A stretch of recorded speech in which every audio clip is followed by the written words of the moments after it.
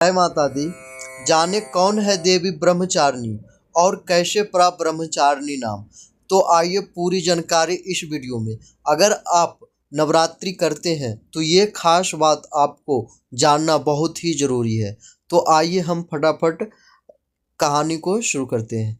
माँ ब्रह्मचारिणी का नाम उनकी कठोर तपस्या और ब्रह्मचार्य के पालन के कारण, क्योंकि उन्होंने भगवान शिव को पति के रूप में पाने के लिए तपस्या की थी। कठोर तपस्या।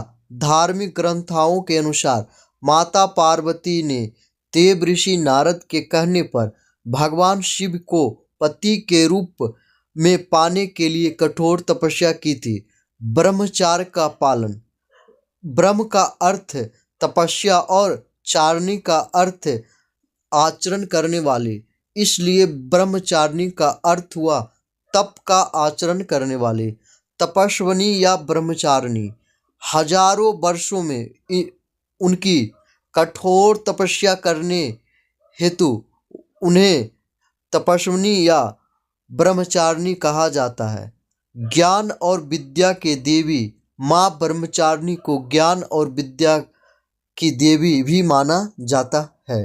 अगर हम आपको विस्तार से बताएं कि माँ ब्रह्मचारिणी का नाम ब्रह्मचारिणी कैसे पड़ा, तो नवरात्रि के दिन माँ दुर्गा के तपस्विनी रूप की पूजा की जाती है। शास्त्रों के अनुसार माँ दुर्गा ने पार्वती के रूप में हिमालय की पुत्री के रूप में जन्म लिया और नारद मुनि की सलाह पर उन्होंने भगवान शिव को अपना पति प्राप्त करने के लिए अत्यंत कठोर तपस्या की थी। हजारों वर्षों तक निरंतर तपस्या करने के कारण ही उन्होंने तपस्विनी और ब्रह्मचारिणी के नाम से जाना जाता है।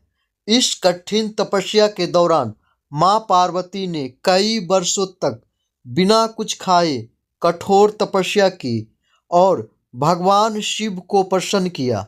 उनके इस तपस्वी जीवन के प्रतीक स्वरूप नवरात्रि दूसरे दिन उनकी और सत्वन किया जाता है। इस दिन माँ ब्रह्मचारिणी के रूप में उनकी पूजा उनके दृढ़ संकल्प और समर्पण को दर्शाती है।